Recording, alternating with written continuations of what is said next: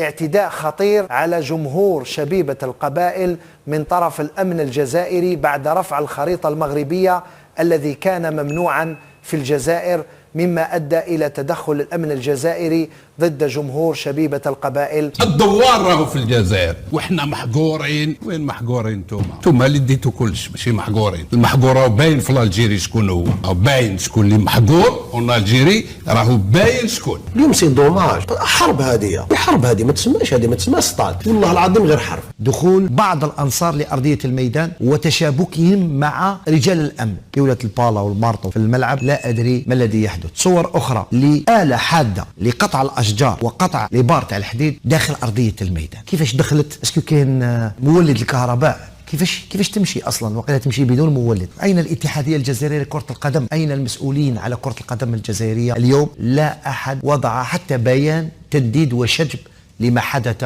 لبعثه شبيبه القبائل. لا شيء يتحرك امام تجاوز كما قلت كل الخطوط الحمراء. شبيبه القبائل واصلت المباراه ولعبت اللقاء الى اخر دقيقه لتقصى في اخر لحظات المباراة بطعم الهزيمة وبطعم الإقصاء. اليوم لماذا نشهر هذه البطاقة الحمراء؟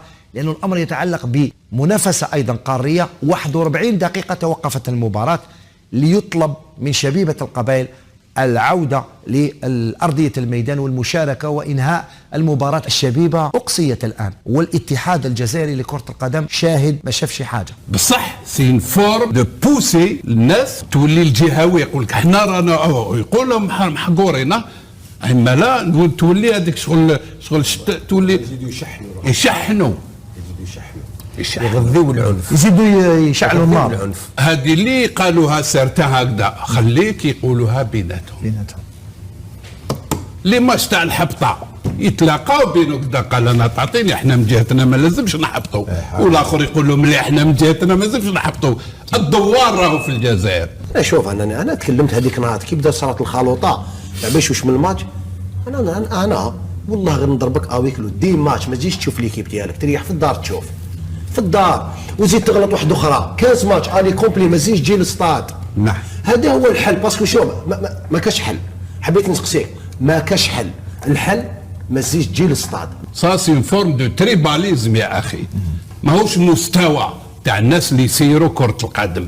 باسكو كي تكون تسير في كرة القدم انت يا مسؤول، راك تشوف مقابله كيلكو سوا طون كلوب ولا تا ولايه ولا تا كومين ما تدخلهاش.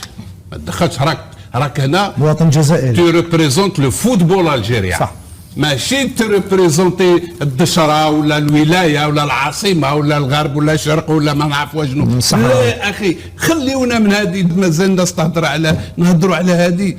سي اون هونت، سي اون هونت. المستوى ولا نقول لك ولا اللور. زمان كانت الناس متحضره، جوز هنا نهضر لك هنا العاصمه ولا وهران اللي فواجينا بزاف فيهم بكري.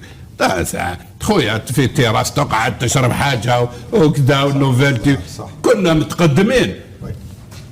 العاصمه كانوا يسقوا لها بتي باري، فوردلو كانت حطها حاجه اخرى. ولات خويا سامح لي تا ان بوبل يمشي بقوبلي، ويسمحوا لي كاع الناس اللي جون يمشيو بقوبلي في الطريق. نسى كاين شي نسى. واش انا ليا ماهمش نسى، يسمحوا لي انا نقول كل شيء. انا يقولوا واش حبيتوا مرات تمشي بقوبلي تمسخروا بينا ولا هذا؟ ما الناس هبلت. مرات تمشي مرات تاع الصح ميم كي تشرب كانت العجر طلع، ودركا ما كاش العجر ما عندها والو في وجهها، تحبس فيك وتشرب هكذا. رانا في منعرج خطير وخطير جدا وهام جدا في تاريخ الجزائر.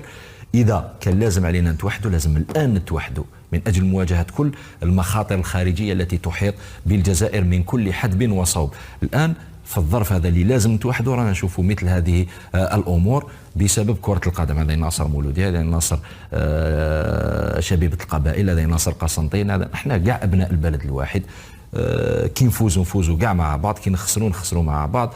ما لازمش نروحوا لهذه المظاهر هذه اللي تفرقنا وما توحدش الجزائريين. ثانيا نقولوا الاجتماع المرتقب بين رئيس الاتحاديه الجزائريه لكره القدم وزير الرياضه السيد وليد صادي مع رؤساء الانديه، نقول لك انه حسب الاصداء ستكون هناك قرارات ربما كاجراء تحفظي منع تنقل الانصار في الجولتين المقبلتين على الاقل الى غايه الخروج بحلول نهائيه.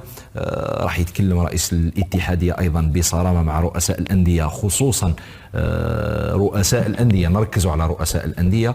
كان لطفي ونحييه من هذا المنبر لانه تحمل المسؤوليه وقال كلام ربما ما يقولوش مدربين اخرين في بدايه الحصه. قال لك انه احنا كمدربين لازم نعرفوا كيفاش نديروا التصريحات. انت قلت انه علم تسيير الحشود في اوروبا ايضا كاين علم التواصل اللي يقراوه اللاعبين والمدربين، كيفاش يتواصلوا مع الانصار وكيفاش يتواصلوا مع وسائل الاعلام حتى ما تكونش هذه التجاوزات. هذا نعطيك انا معلومه محمد، راح يكون موضوع من بين المواضيع اللي راح تكون على راس جدول الاعمال اللي راح يكون بين رئيس الاتحاديه ورؤساء الانديه. راح يتكلم معهم على هذه النقطه بالذات، لانه على رؤساء الأندية أن يتحلوا بالمسؤولية الكاملة. أنت راك رئيس نادي، ما راكش مجرد رئيس نادي كرة قدم، تراك مربي، تراك متحكم بفئة من الشعب اللي هي جمهور النادي تاعك. تقدر تقول كلمة ما توزنهاش، تقدر تؤدي إلى أمور لا تحمد عقبها، تقدر تؤدي إلى فتنة بين جمهور نادي وجمهور نادي. ورانا نشوفوا هذا الأمر للأسف تقريبا في كل موسم. قلت لك أول إجراء حيكون ربما عدم أو منع تنقل الجماهير في الجولتين المقبلتين إلى غاية البت في القرار النهائي. وراح تكون قرارات هامة محمد، لأنه خلاص في كل موسم نعود نقولوا إلى نفس النقطة، نبدأ دائما من البداية. شكرا فمناصر لازم نديروا قرارات، لازم هذه المرة يكونوا قرارات حقيقية تطبق على أرض الواقع، ماشي مجرد شعارات رنانة لنجوم نقولوهم احنا في البلاطو ولا يقولوهم الاتحاديه ولا الوزاره، بعد يطول الملف الى الموسم المقبل تعاود تتكرر نفس الاحداث. لازم نديروا قرارات واقعيه، كي نقول واقعيه قرارات اللي تطبق على ارض الواقع ونشوفوا نتائجها.